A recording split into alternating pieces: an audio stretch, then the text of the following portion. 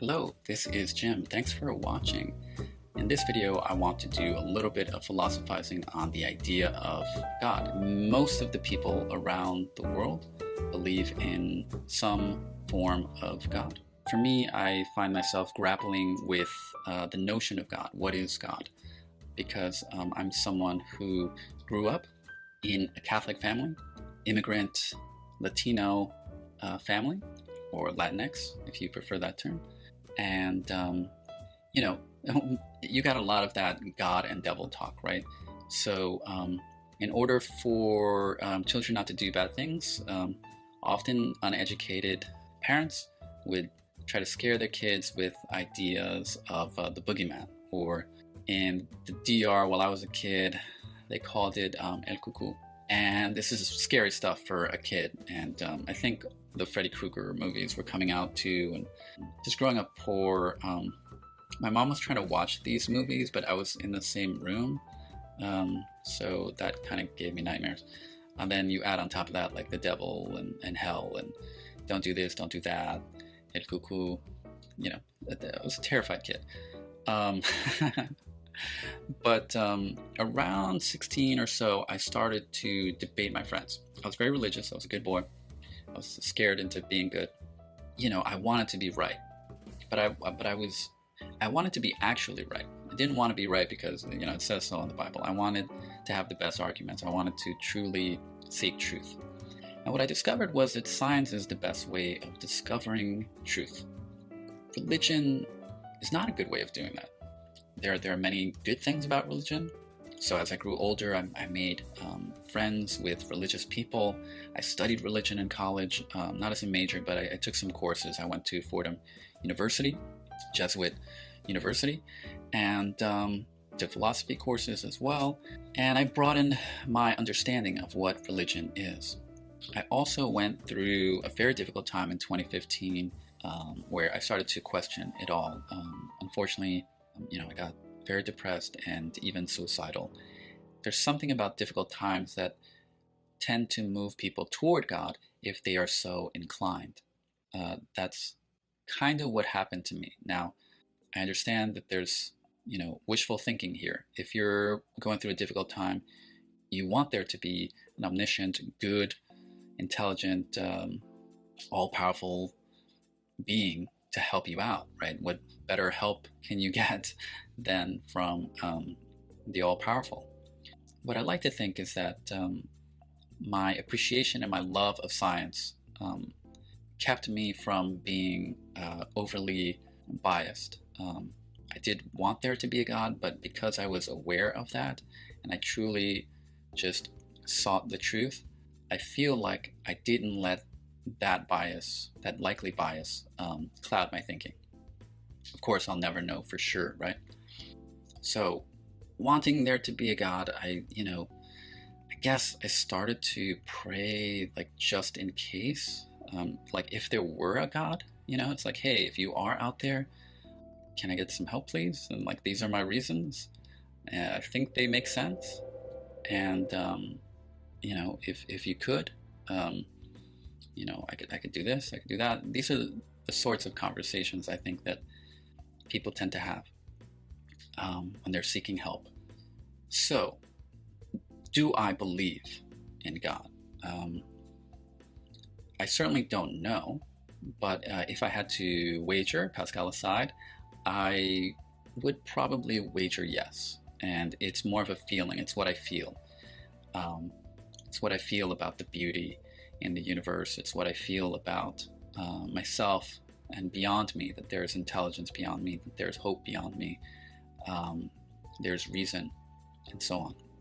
And when I was going through those difficult times, I think what came into my mind is I was really struggling with the idea that why would there be a God if there can be existences that are full of suffering? Right? What's the point of even this argument of free will, which you hear sometimes from Christians and other religious people? The idea is that evil exists because of free will. And on the surface, it makes sense because if you're a conscious creature, you want to, whether free will is an illusion or not, you want to feel that you have free will. right? We want there to be a difference between voluntary and involuntary action. And I think that makes sense. I think that I feel exist.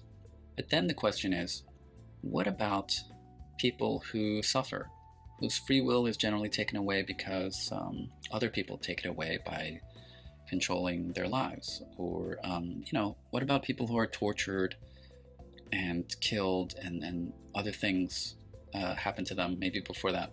Could an argument be made that a good God should interfere in something like that happening? Because the free will here is in question, right? It's like we can see the free will in the assailant, but what about the free will of the victim? And there are tragedies that happen, and children do die, and so on. The solution to me for what I feel is that the fact that there is good outweighs the fact that there is bad. That on net, even if they were about equal in terms of occurrence, let's say, I feel the good outweighs the bad. And I think sometimes, not always, suffering can lead to people becoming stronger and appreciating the good more and living better lives as a result. And, I can speak to this. I feel like the pain that I have felt in the past helps me live a better life today.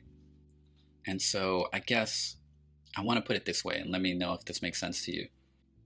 If you were God and you were to look at existence and all of its problems, you look at the people who are extremely happy and people who are extremely miserable, and you had to decide whether existence is worth it or not. I lean toward the idea that, just looking at my own life as an example, and this is really more back in that time, around 2015, when it was quite bad. So I'm not trying to say that, I'm suffering here. I'm actually a very happy person, and because I've suffered, I feel like I'm a stronger person now.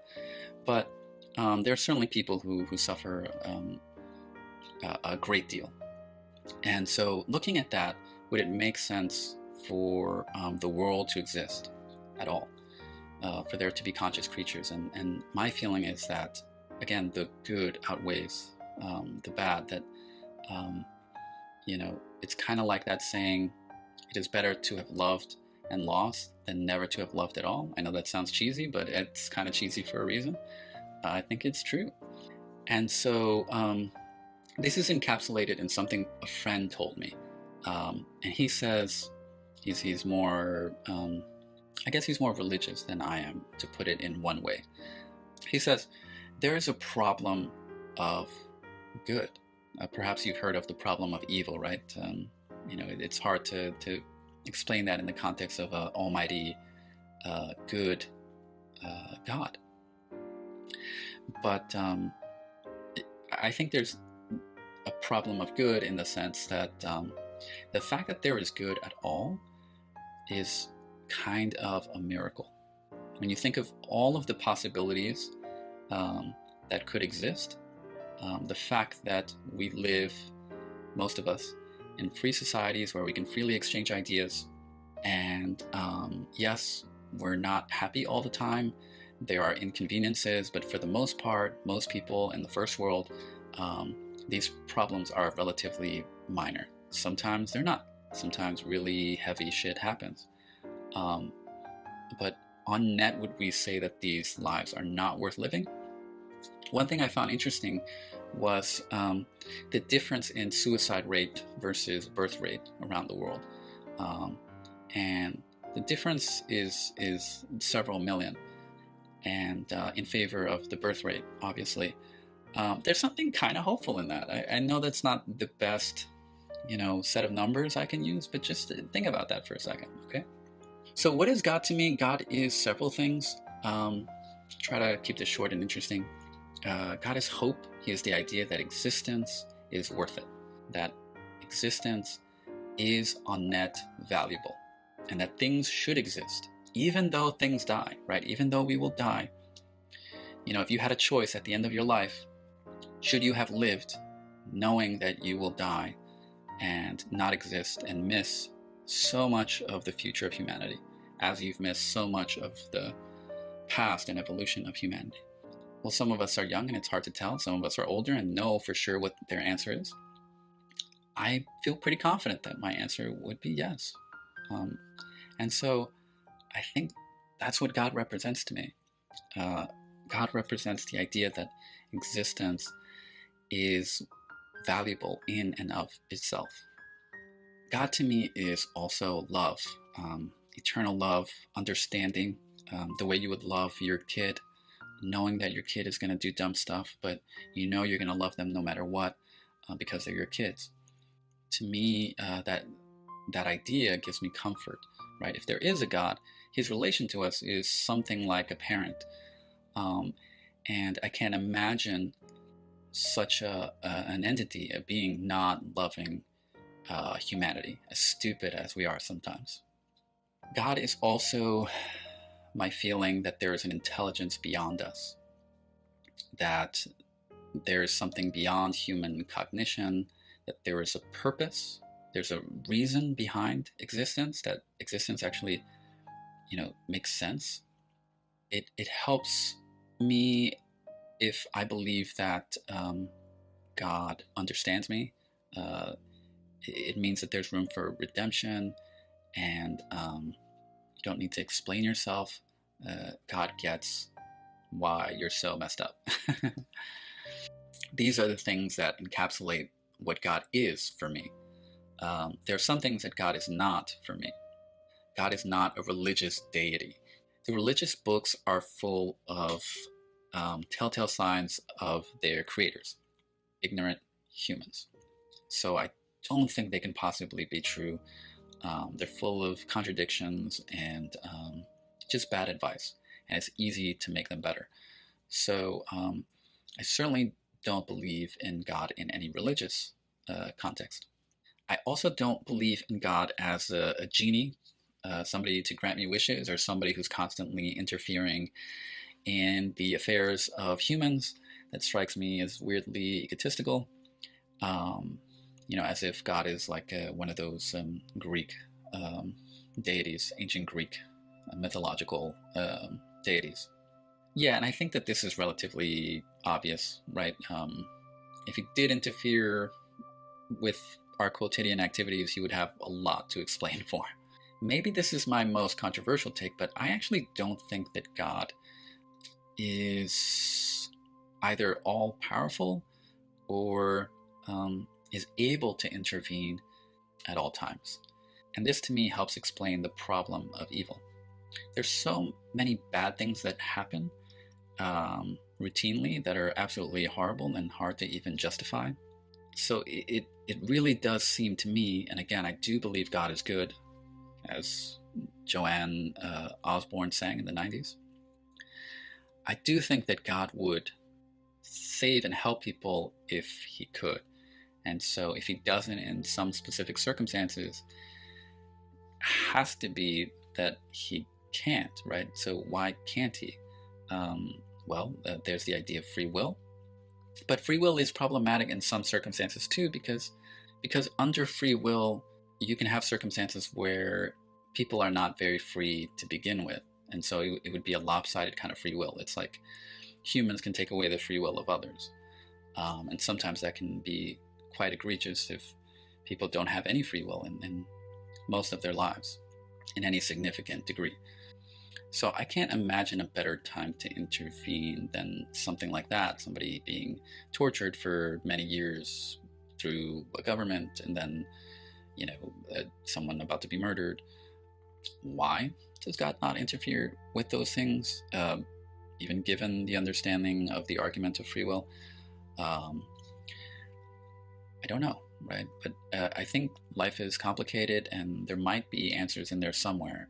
There are many things that affect how someone lives and what their purpose is and how they feel and what effects they have on other people. And we only see so much. So it's even hard to judge just being us, or God doesn't exist. In the end, I choose to believe God exists. It is a choice. I know that. A godless universe matches my worldview just as well. Nevertheless, I remain hopeful but aware, open-minded but skeptical. If God does exist, I, for one, would like to know. Until then, I believe, because I feel beauty, hope, reason, all beyond just me. Thank you so much for watching this video. Please like, subscribe, hit the notification bell. Help me out. I really appreciate it. And I just want you to have a great weekend. Peace.